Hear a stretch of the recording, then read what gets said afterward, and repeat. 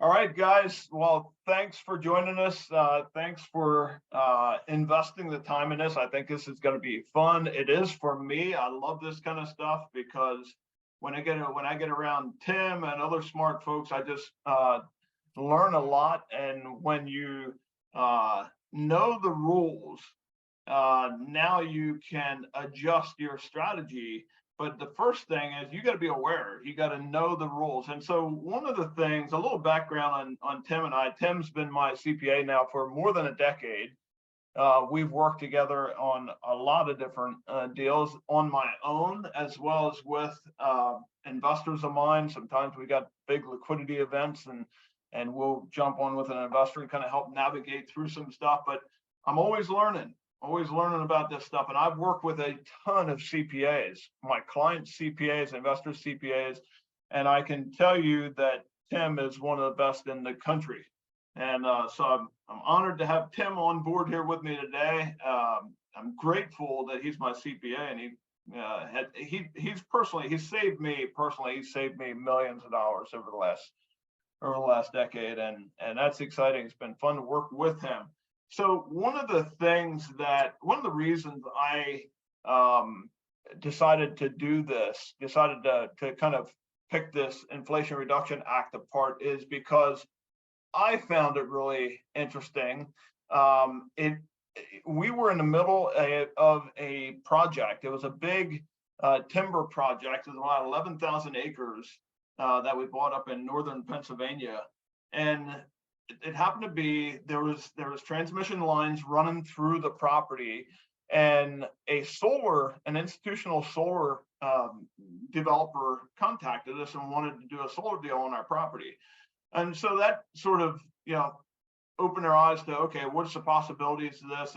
And so then in spring summer of last year, when the Inflation Reduction Act came through, I got with Tim. I said, hey, what's in the bill? Can you send me a summary of what's in the bill? So Tim was kind enough to send me a summary. And then we took it even a step further. And when we had our annual investor party, we sat around the campfire with a bunch of investors, and Tim was there, and it got to be like the wee hours of the morning, and we were talking tax. So he was breaking it down and telling us about what's the opportunities in this Inflation Reduction Act. The interesting thing to me was we had several of these solar projects that we were working on, but we didn't have solid contracts. We didn't have checks in hand, non-refundable checks. And very shortly after the Inflation Reduction Act came out, we started getting contracts, and we started getting hard money, non-refundable checks from some of these institutional solar developers. And so many of you guys are smart business people. You've got projects of your own going on. When I find something that I get excited about, when I find an opportunity, look, it doesn't matter how you feel about the Inflation Reduction Act. Many of us don't like it. There's a bunch of toxic stuff in there. In fact, most of it's toxic. But as business owners and investors, it's our job to find where's the opportunity, right? Where's the opportunity? And so I thought we would have Tim kind of pick apart and summarize some of the finer details in the act, and then you can take it home, and maybe that makes sense now to put a solar project on your business or your home, or maybe it changes the way you look at an investment. Maybe you look at an investment property. In the last 2 years, we've acquired about 30,000 acres of property, and there's like there's 5 different institutional grade solar development prospects now wrapped around these properties. And so maybe it's the way that you look at an investment going forward. Maybe you get to look at a big piece of property and it happens to have a transmission lines running through the property, or maybe you see a transmission line and you figure out how to buy a property that already has the transmission line, in it. But when I see opportunities like this, I've got a great team. I got great people around me. Tim, it would be an absolute waste for me not to have you on here with my group of investors to have you share your knowledge with them. So with that as a context, let's get you started. I'm going to drive these slides for you, and then you tell me, give me a thumbs up, or you just stop talking and I'll flip a slide for you. How about that? Okay. So there's some of it. Here's what, let me take this one yet, Tim, and then I'll turn it over to you. Yeah. So here's some opportunities that we're seeing on the street level. Solar contracts, like I said, we've got 4 or 5 solar contracts in hand, non-refundable deposits in hand. They're going through the development going through that whole development cycle. Wind opportunities. There's all kinds. There's stuff in the Inflation Reduction Act that has to do with renewables, including wind. Carbon potential, all the craze in the last couple of years, carbon capture, taking your trees and instead of cutting them, letting them stand and being able to monetize that is, that's a thing. And it's, it may be a thing that heats up even more in the future. Who knows? But we're keeping an eye on it. Uranium, there's nuclear energy, and of course a byproduct or a product that's needed when you talk about nuclear energy is uranium. I don't even know if you know this, Tim, but we own one of the top 7 undeveloped uranium pits in all of North America, and we're I believe sitting in a really good position. And that's what this is all about. It's about getting us in front of the wave. Like, picture yourself on a surfboard and you see the wave forming behind you. It's our job as investors to just get in the way of that wave. And I think there's a wave of cash coming into this space.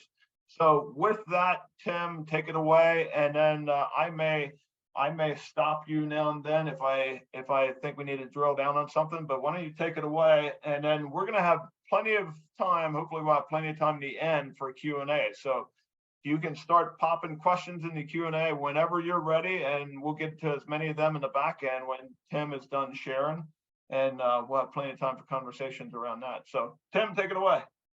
Perfect, thanks. So really what I wanted to do today was high level. So I'm trying to stay out of the weeds. Dave knows I like to get into the weeds sometimes. So I'm trying to kind of high level this. A lot of what I'm going to talk about is going to be a lot of information in a little bit of time. So hopefully this will spur questions. Really, my goal with all of this and everything that I do is related to just education, getting enough education in front of you to spur ideas, because the one way that you can be efficient in tax law is to ultimately use those ideas to change the facts that you have or in what you're doing, so that you can ultimately change your tax. And so that's really what we're going to go with here. There were really only 2, and you can skip to the next, Dave, 2 tax law changes, or 2, there you go, 2 tax acts that happened in 2022. It was actually quite a calm year for us. We were, as CPAs in the tax industry, I was extremely excited that they only passed 2 tax acts in 2022 and didn't change the entire tax law every 6 months. But really the 2, and Dave talked a little bit about the Inflation Reduction Act that came out in August of 2022. And really its focus was alternative energy. It was to push money into alternative energy, to incentivize people to invest in alternative energy. And that's really, tax law is just an incentive-based model. And so that's what they're looking to do. They're looking to incentivize people to invest in alternative energy. The other one was the Secure Act 2.0 that came out in December. That was what they were trying to get passed before they left for the holiday.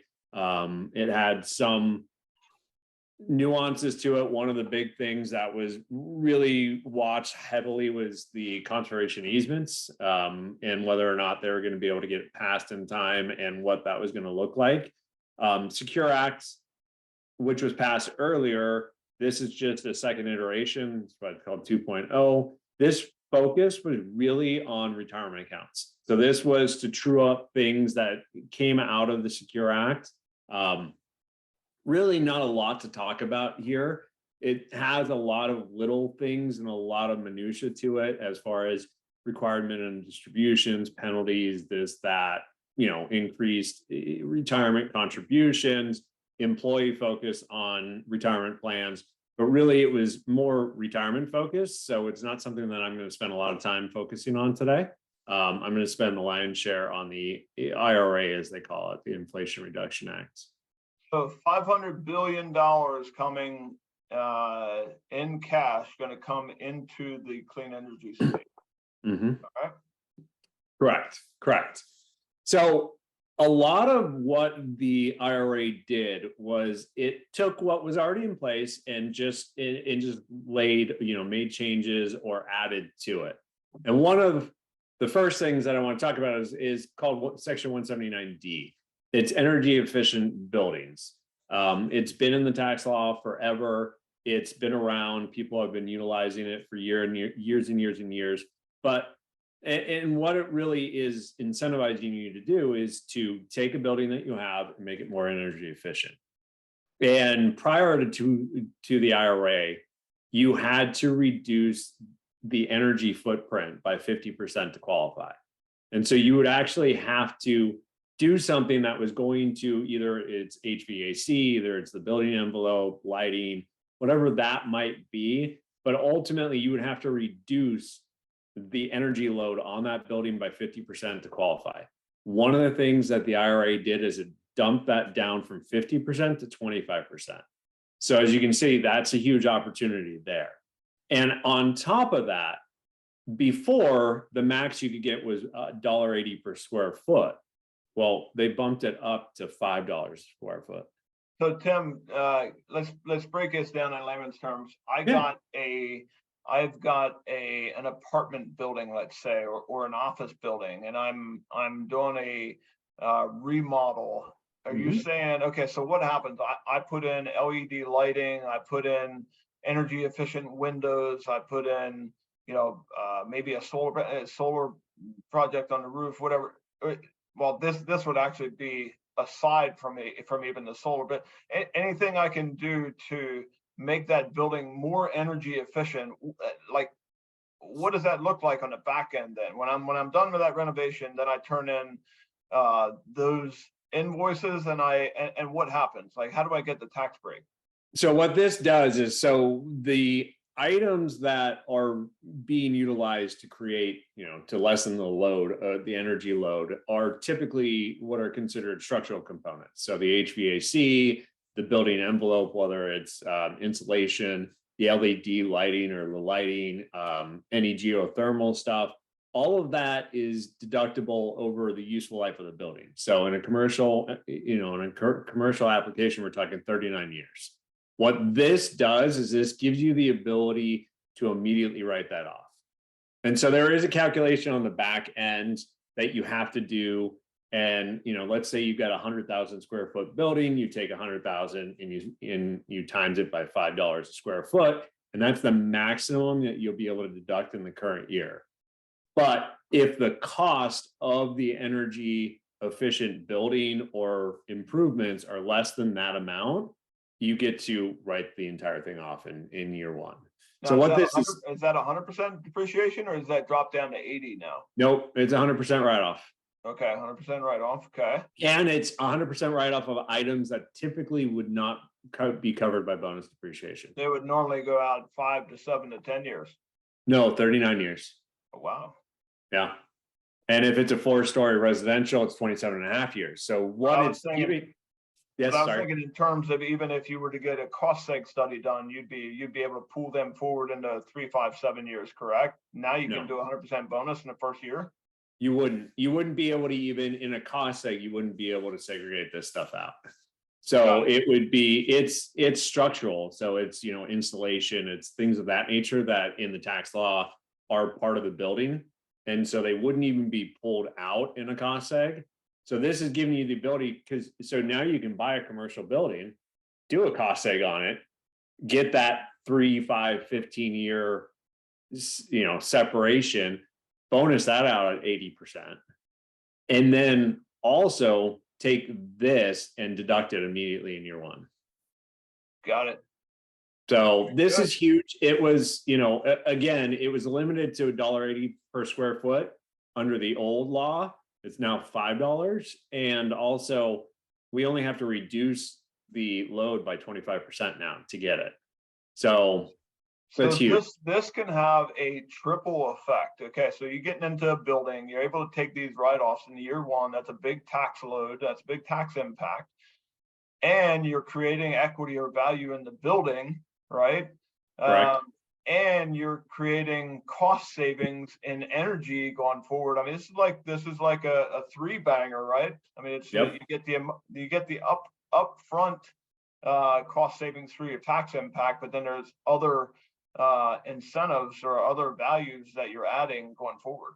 Yeah, you get the forced depreciation from the higher NOI and, and the improvements that you're making. So yeah, I mean, this is just one of the things that has a huge, a double whammy. Solar credit is another one of those. So, we'll talk a little bit more about that in a couple of minutes. Let's talk about, let's take the next one. Let's take the next one. We're gonna let's just spend a couple minutes on each one of these and Yeah. keep this moving. Yep. And then because there's a couple other things in the next slide that I really want to pick apart. So let's we're gonna get to an hour quickly. Yep, I can do the next one in 30 seconds. It's All right. super simple. So ultimately, the R&D credit, and you've used it, Dave. I've had, go backwards. Yeah. So real quick, the R&D, same thing. You guys have used it. I use it with a lot of clients. It's a huge benefit. The nice thing about the R&D credit is the IRA doubled it.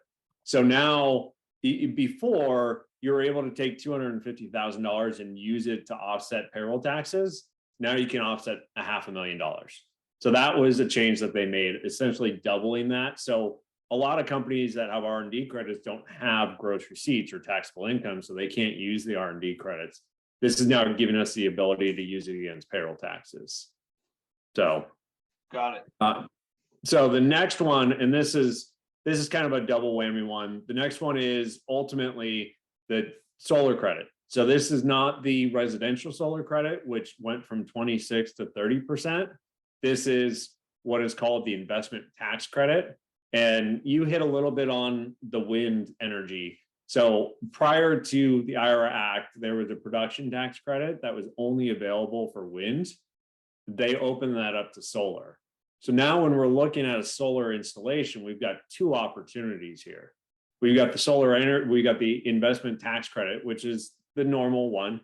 Put a solar array on a building, you put it somewhere, you get a 30%, up to a 30% tax credit on that. So $100,000 array, $30,000 tax credit, and then you get to depreciate the rest.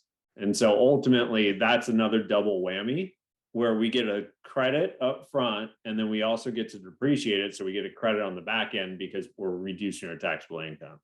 So typically in a $100,000 array, you're paying about $46,000 for that array after tax benefits. The production tax credit, this was what was opened up to solar this year. This is for larger operations. So large scale operations, they have the ability, the ones you talked about, they have this production tax credit where they get 2.6 cents per kilowatt produced for the first 10 years. So now they're looking at these large installations and saying, okay, we're going to get 2.6 cents per kilowatt hour produced for the next 10 years. So this is great for the large arrays. The ITC is usually great for the smaller ones, the ones that are ultimately, maybe less than 1 kilowatt or Okay. or gigawatt, sorry. But so those are two things to look at, and you want to jump to the next screen probably now. These ones, so you want to talk about which ones you want to delve into a little more? So we covered solar, we covered solar projects. Talk about electric vehicles are coming on strong. I now drive an electric, I drive a Ford Lightning now, all electric, and and my wife drives a Mach-E. And so this year alone, we've got two vehicles, $7,500 each, and tax credits, not tax deduction, tax credits coming right off the bottom line. But we got 15. We took advantage of that. We got $15,000 coming off of the bottom of our right off the bottom line. So talk about the opportunities there. I know there's some rules that are a little bit different in 2023 than there was in 2022. Talk about that a little bit and who would be eligible there. So the clean vehicle credit, the one that you're talking about, is for personal use. And so that's ultimately the 7,500. It used to only be to a certain limit. Once the production had been reached, then the credit was no longer available for that manufacturer. A lot of those were phasing out. And so they made some changes to that and ultimately opened that credit back up and also opened that credit up to used vehicles. So originally it was first use, now it's available to used vehicles. There's some nuances to it and how it has to be purchased and how you need to track it and all that fun stuff. But ultimately, this has given us the opportunity to now be able to take $7,500 tax credit on vehicles, regardless of production, and also be able to take that on used vehicles as well. So if you purchase that vehicle after August of 2022, you have the opportunity to ultimately take credit on that vehicle. There are, on the personal side, there are some AGI limitations. If you're a married filing joint and you make over $300,000 a year and that's your adjusted gross income, then the credit falls off. It's a cliff at that point. So you make $301,000 or $300,001, you no longer are available for that credit. So from a personal standpoint, there's a lot of planning that needs to be done with that to look at what we can do to drive it down and use things, even if it's deferral plans like IRAs. If you're right in that cusp, you want to get under $300,000 simply because you want to get that credit. Tim, if I've made 400,000 this year, and I make an investment into whatever, let's say oil and gas, I pick up $200,000 worth of losses. Now I'm showing a $200,000 income. Does that mean that I can still buy that car and get that credit? Yep. Okay. Yep. Good. So that's great tax planning to be able to use that, because now you've got that credit. 7,500, this is a dollar for dollar tax credit. This is not a deduction. So this is going to ultimately, if you extrapolate out 40%, that $7,500 is actually worth far more to you in tax deductions. So is there any rules in how long you got to own that car? Can you buy that car in January of 23 and sell the car in April of 23 and clip that tax credit, keep that tax credit? I believe I would have to look into the nuances. Like I said, there's been a lot of changes in that. I'd have to get into the details on that. I would imagine you'd have to hold it for over a tax year to be able to memorialize that. And there's different thought process. There's different rules when it comes to leasing. So ultimately the credit, if it's a leased vehicle, is owned by the dealership. And a lot of times dealerships will incentivize you to buy that car or to lease that car and give you that credit in a reduction of price and things of that nature. So, there are different nuances to that. I don't have that exact answer for you. Okay, got it. There are costs. So there's a $55,000 threshold for that. So if the vehicle is over $55,000, then, there's a cliff that you fall off there. One of the things that isn't really talked about is that middle one, the clean commercial vehicles. This is not subject to any limitations. This is also not subject to the US manufactured limitations as well. So this one is actually huge. And as you can see, there's a huge credit for vehicles that are over 1,400 pounds that are, electrical or have some sort of hybrid between electrical and combustion engines. This is not simply for over the road vehicles. This can be forklifts. This can be combines. This can be anything that qualifies because it is electrical or it has some sort of hybrid between the electrical and combustion. If it's over 14,000 pounds, you can get up to a $40,000 tax credit. If it's under 14,000 pounds, it's $7,500. But again, this is the business use vehicle and it's not subject to any limitations for AGI. So again, if you're making $500,000, well, let's see how we can get that vehicle into the business. Let's use it as a business vehicle, and then we get to take that credit regardless of what our AGI is. Got it. All right, and I know in years past, as sort of the I always treated conservation land easements as, you know, the worst case scenario. Like if you have to cut a check to cut a check to conservation, either the IRS or the conservation land easement group, then I'd rather give it to the conservation land easement group. But it was a 5-to-1. Oftentimes it was a 5-to-1 tax, dollar for dollar, but a 5-to-1. Now it got cut down to 2.5-to-1. I really, that's like the last, even at 5-to-1, it was kind of the worst case scenario. Like I only was a fan if you didn't have any other options, but it just became a lot worse. Limited to, it's capped now to a 2.5x. Do you want to talk about that at all? Yeah, ultimately, I mean, you're exactly correct. I mean, there's a lot of bad apples, and a lot of legislation is done because of bad apples. And unfortunately, there's a lot of bad apples that were doing things that were not above board. IRS started to look at it, started to really scrutinize it. So in the last 4 or 5 years, easements have been kind of a highly contested issue. It's been something that the IRS has been pushing for. Congress was finally able to get it passed. Like you said, limited to 2.5 times. It's essentially a 1-to-1. So it's kind of like the tax credits that you do from a state standpoint. If you would rather give money to conservation, then this makes sense because it's 1-to-1 based on what your tax liability will be. So that's really all it is for now is, if you want to give to some conservation effort instead of giving to the IRS, this is an option for you.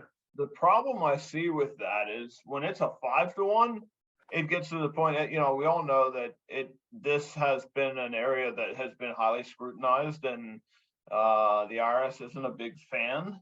At a 5-to-1, that may be worth it. That may be worth going through that and knowing that in the back of your mind. At a 2.5-to-1, where it's now a dollar for dollar, and you really don't get any additional benefit from going to conservation land easement instead of just paying your tax, man, I could see that being impacted a lot. There's been a lot of, over the last 3 or 4 years, the IRS has not been successful. They've lost in tax court over and over and over again. They had a huge setback in November when the tax court basically said what the notice that made it was a listed transaction was unconstitutional. And so now these are no longer listed transactions. So they're no longer reportable. You don't have to file the 8886 for them. Now the IRS did come back and immediately redo the notice to try to get it through. We've got until probably about March until we know whether or not they're going to continue forward with it. With this, there's been a lot of chatter that they're just going to walk away from the scrutiny of easements because they ultimately got what they wanted and got that 1-to-1 deduction that they were looking for. Yeah, and in the past, a 5-to-1 was considered kind of, middle of the road. I've seen them as high as 8-to-1, 9-to-1. Correct. Yeah, I can see that being, going down, that demand going down a lot at a 2.5-to-1. Yep. So I like this one. Nothing is ugly. So you showed us the good, bad, and the ugly. Nothing is ugly when you educate yourself and are proactive. And it goes back to the whole thing that I started right in the beginning with, and that is, educating yourself, knowing the rules. When you know the rules, now you can adjust the strategy and you can play by the rules, and you're, as long as you know the rules and you have a good team around you, you can protect yourself.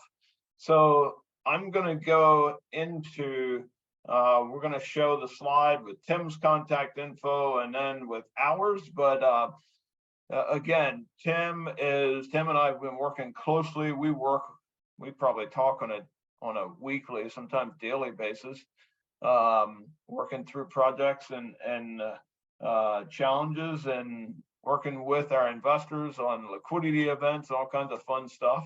But Tim is open for business, and you've got his contact info there, and we'll be sending this out on a recording as well. So it'll be right there for you. So let's get into some Q&A. We got, looks like we got a bunch of them here. Looking forward to hearing some of you guys' questions. All right, will this be recorded? Yep. Zachary's asking, can you share some operators and email lists for these types of deals? The more AGI reduction, the better. We can do that. Zachary, send me an email and we'll talk about that. I've got some ideas, got some thoughts on that. Kevin is asking, how do you prove the 25%? Tim, do you know what he's talking about? Kevin? Yeah, he's talking about for the 179D deduction. It ultimately is, this is what the energy load was before, this is what it is now. So it's ultimately in that regard, you're looking at, I bought this building or I operate this building and this is what I was paying in utility costs and this is what I'm paying now. Got it. Matt says, understand the process for rehab of existing buildings. What is the process for qualifying for the 179D energy efficient credit on a new commercial build? So ultimately they've got benchmarks. So they look at when you do, and this is huge in the new build area or the developer area. And they're looking at, if you did not do this qualified energy efficient building, what would the load be and what is it now? And so you basically get certified based on what you provide, or what is included in that new build. All right, is the R&D credit related to ERC employee? No, those are two different things. Employee, I'm guessing you're talking about employee retention. Yeah, that came with the CARES Act. Yep. Solar, after the 30% credit, how soon can you depreciate the rest of that system? Immediately. 100%. So you have to cut 15, so you take half of the credit out. So you cut 15% of the cost out, but then the unit is available for bonus depreciation, which was 100, it's 80 now. Yep. All right, Clayton's asking, how does this knowledge affect strategies of the existing investments like self-storage, solar panels, or CETA? So okay, so there's a couple things. The reason for having this, putting on this webinar was, number one, just to make sure that everybody knew what was in the bill and how you could monetize it. And I was primarily wanting to have Tim, kind of break down some of these things, but to really just to make you aware, whether you're a stock investor and you want to go to Wall Street and buy a stock that has something to do with solar, uranium, or energy, renewable energy, whatever, there's a tidal wave of cash coming into that space. And so your chances of success, even as a stock investor, can go up. As a real estate investor, whether that's buying a big piece of land and maybe it has the transmission lines running through it, could be an opportunity. Maybe it's a building that needs updated. Just making a couple tweaks in your plan can have big tax consequences. So really, this isn't, when you're asking the question about self-storage, I'm guessing you're talking about, okay, well, how do you monetize this kind of knowledge? And that could be putting solar panels on your roof. If you're close to a transmission line and you can put solar back into the system, or you can reduce your energy costs, all things that just became more attractive than they had been before, right? To that point, look at, if you own C-class, D-class multifamily in low income neighborhoods, there's a huge add-on to the investment tax credit for solar. You can get an extra 20% if it's attached to a low income multifamily projects. So there's huge opportunity there. It's just like you're saying, Dave, this is just to get you in front of it. So you've got this little tidbit of information and you can use it to your benefit with what you're doing now and what you're doing, as you move forward through the year. Yeah, and the idea for having these kinds of webinars and events is just simply when you're looking at an asset class or when you're looking at a project, and then it pops in your mind like, oh, wait a minute, I wonder if that applies to what I'm doing here. That is the reason we do these things. It's just to kind of help make you aware of what's possible. Aaron's asking, does it work on hybrid vehicles, any of those tax credits? So on the commercial vehicle, the 14,000 plus, there is a calculation for or for hybrid, so for combustion and electrical, but on the personal, no. On the personal, and then anything under 14, no. Is the EV tax credit, is it fully refundable? Jamie's asking, you get that tax credit, you get, your personal vehicle, you get that $7,500 tax credit. Tim's checking to see if you have to, own that vehicle throughout that tax year to keep it. Maybe we could send that out with the video with the recording, Tim. It is, but it's not refundable. So it'll carry forward to the next year, but it's not something like the IRS will pay you for. Got it. All right. Does a clean vehicle credit carry forward if taxable income in the year of purchase is over $300,000? No, does not. Phased out. Correct. All right. But, if you were to make an investment to get your income, like if you were to make an investment, use the 80% depreciation to get your income down below 300, using depreciation, phantom losses, just something to consider. All right. Darshan's asking, does the IRA help with coal light? So that was about as tax generous as you could get. That the carbon project was about as tax aggressive as you could get prior to the Inflation Reduction Act. So there's really nothing else that really, dumps more incentive on that. And we are going to communicate on a fund, whether we're going to be doing a fund there later on this year. All right. 179D, is it limited to a 4+ story residential, meaning 2-story residential cannot use this? Correct. Got it. All right.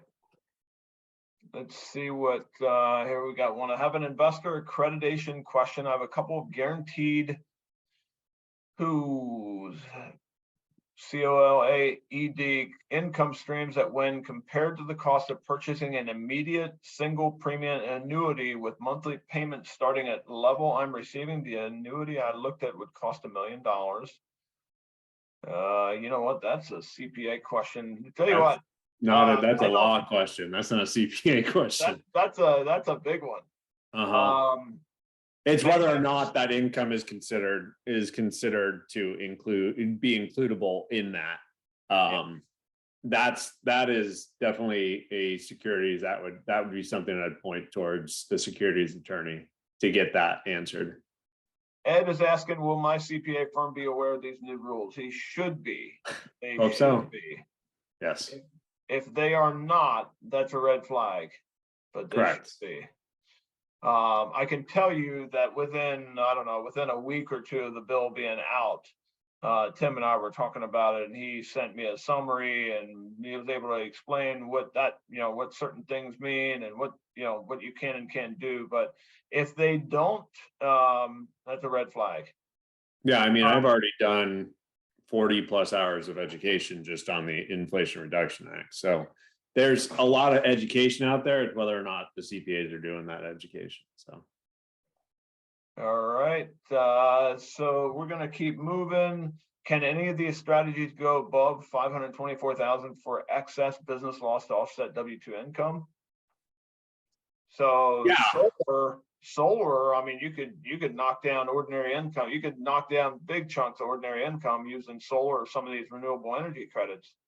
Well, they're credits, so they're completely different. Yeah, so you're not, yes, you could use the depreciation write-off from the solar if you're active in it to offset the W-2 income. But ultimately, if you're getting a credit in any of these, in any shape or form, and it's considered an active credit, then ultimately it will offset your active income. Yeah. All right. Do any of these additional credits outside of 30% apply to residential solar projects? Blaine just bought a $65,000 system for his home. I mean, your home, you have the residential energy credit. So the IRA bumped it. So the 2017 Tax Act was phasing out the residential solar energy credit. It had already fallen down to 26%. It was going to be 22% this year. The IRA bumped it back up to 30%. So you do have a 30% tax credit on solar on your residential property. Brett is asking, will the real asset investor be offering projects in 2023 that capture some of these opportunities? I believe we will. We are looking. We took down some large properties last year that have transmission lines. In fact, one of the big institutional solar companies who we started working with on our second project, they actually brought some property to us and said, hey, look, this is ideal for a solar project that we want to build. If you guys buy this, we'll immediately give you a solar contract. So to answer your question, Brett, we've done a few of these deals, and we have appetite for more. So you may hear about this later on this year. All right. Justin's asking, so the tax law changed for conservation easements to 2.5x starting in 2023, correct? Not for 2022. So it was after the date of enactment. So the Secure Act was signed December 29th. So if you're in a deal that closed December 31st, then yeah, you're limited to 2.5. But yeah, it's really 2023 and above. All right. ASEN is asking, how can investors monetize the carbon capture tax credit incentives? So if you're talking about the carbon credits, the carbon sequestration from trees, that's a whole program. Basically, the idea is they pay you to let the trees stand. Instead of harvesting the trees, they pay you per acre to let the trees stand. And there's a bunch of variables, it can be the age and it can be the age of the tree, and there's a bunch of variables there. How much they'll give you per acre, but I can give you some more. I can connect you if you want to send me an email. I bought my wife a car last year as a real estate professional. Am I able to write that off as a bonus depreciation regardless of the weight of the vehicle? Need more information, but if she's using it 100% for business, then she should be able to write it off. Whether or not it qualifies for bonus depends on what the vehicle is. Can you upgrade existing solar panels with new ones and still get the tax credit depreciation? If you put a new array on your property. If I have a retail center and thinking to put up solar, how big does my solar need to be to qualify for 2.4 cent income?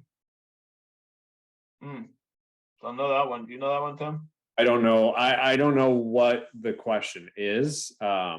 Typically, if you're talking about the production tax credit that's over 10 years, they're talking huge solar farms. So like the stuff that they're putting on Dave's land, 10, 15, 20 acre. The smaller ones on commercial buildings typically qualify are better used or utilized in the investment tax credit, which is that 30% write-off. Yep. Blaine is asking, does $7,500 credit for personal vehicles drop off at 300K gross or 300K net? It's just a gross income. Yeah, so if you made $400,000 in your W-2 job and you took, $150,000 in depreciation to knock down your ordinary income, now you would be eligible for that $7,500 credit again. All right, Kevin's asking, does it have to be a new multifamily? I'm guessing that means, can you put solar on your new multifamily and get the exact same tax credits? It can be new, it can be used, it doesn't have to be, so there's a 10% and a 20%. If you just build a solar array or a solar facility in a low income neighborhood, you get 10%. If you build it and it's attached to a low income housing, a housing project, then it gets up to 20%. There's a calculation to it and everything, but it would qualify whether or not it's new or used, because you're putting the array is new, so to speak. All right, how do you find out if you're in a low income area? You would have to check with the city or the municipality where you're at. All right, Marcus, we got a solar guy on board. I love it. Marcus Byler, you can also sell, this is a statement, not a question. You can also sell the solar tax credit if you can't use it. That's a good point. I love it. Kevin's question had to do with in relation to the solar, the extra 10%. And I think I answered that, Kevin. If not, just shoot me an email. I just talked to Kevin like 30 minutes ago. All right. Is the tax credit $7,500 tax credit for new vehicles, or can be used vehicles as well? They open it up to used vehicles. Now there's various, like I said, there's caveats to it, things you got to look at. Whether or not it qualifies, you have to buy it after August of 2022. I think it has to be purchased from a dealer. It cannot be purchased private. So things to look at, but definitely it can be on used vehicles now. All right, so Josh, I think you have a question from Marcus, and I'd be happy to connect you guys. Josh is asking, love the solar credit, adding solar panels to apartments, then charging tenants for that electricity adds to the NOI, and thus creates a significant bump in value of the apartment building. That's great. After we put solar panels on the roof on the apartments, who out there knows how to charge the tenants without upsetting the utility? Marcus, that would be a question for you. And Josh, if you could send me a quick email, I'd be happy to connect you with Marcus. In fact, Marcus, you and I need to talk as well.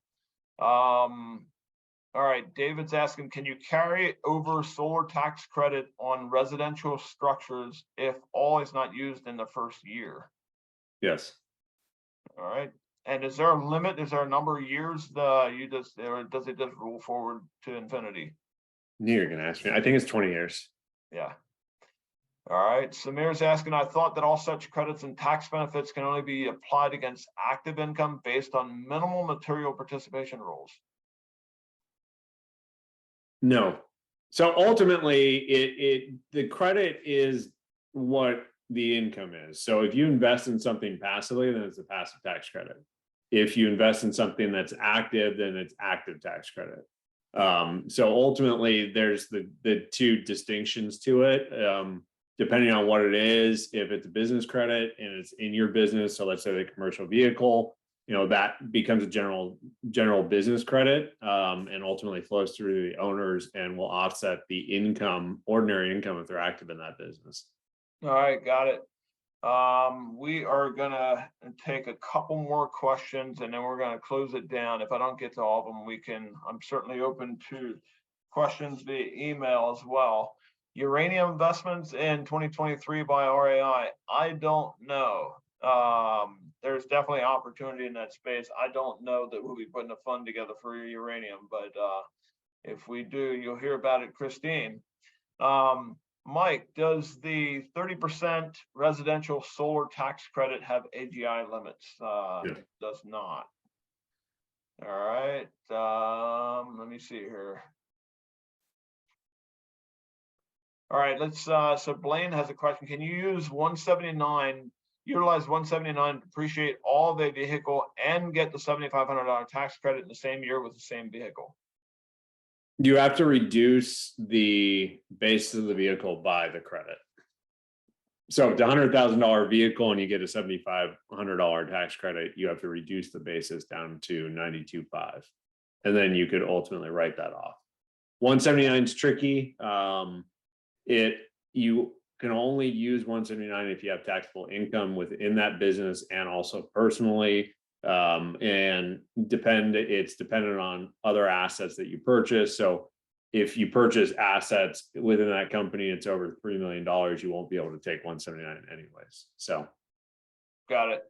Trisha has some questions about the solar credits that she can sell. Trisha, send me an email and I'll connect you with Marcus. Marcus and I we've done business in the past. We've done some big solar projects together in the past. So Marcus is our guy when it comes to big solar projects. So send me a quick email. I'll connect you with Marcus. Will this session be recorded? It will, and we'll send it out. Let's do one more question. So if you have a 30% tax credit on solar plus 20% low income credit, that would be a 50% tax credit in total. So if you put 100K panels on top of your low income multifamily, you'd get a 50K credit. In a vacuum, yes. But again, there's determinations on it, on what it is. But yes, if it's a $100,000, you will get the $30,000 tax credit. And then on top of that, you'll also be able to depreciate that because it's in a business. And then you can get up to 20% additional tax credit if it is attached to a low income property. So there are calculations in that, but in a vacuum, it would be much more than that. You'd probably end up getting somewhere in the ballpark of about a $75,000 tax credit with depreciation. All right, so we are going to wrap it up. We're approaching the hour, and I wanted to keep this inside of an hour. I had let me get your I've got Tim's information here. You can take a snapshot of that. That'll be coming out on the webinar recording as well. For those of you who've had questions or want connected with Marcus, feel free to send me an email. I'll connect you. Again, this is some of that $500 billion that's coming into the clean energy space is going to become mine or ours. Some of our investors, we've invested in projects that that had some of this some of these transmission lines, some of the solar projects. Some of that money is coming our way. I want some more of that money coming your way. And that is, I want you thinking about this kind of stuff when you're doing your rehab, when you're doing your remodel, when you're making your investment decisions. So hopefully this was helpful. I want some of that $500 billion to be yours. And that's why Tim and I invested an hour to, hopefully bring value to you guys. And, we want us all to benefit from stuff like this. And if there's new things come out in the tax code, you can be assured Tim and I will let you know, and we'll do some more of this. So thank you, Tim, for sharing with us. Thanks to all of you, man. We had a great group of guys. We had several hundred people on board with us today, and that's exciting. So I appreciate all of you, and feel free to reach out to us if we can help you with any of the questions. If we did not answer your question on the forum, feel free to send them to me, and we'll make sure to get them answered. So thanks to all of you. See you guys. Thanks, guys.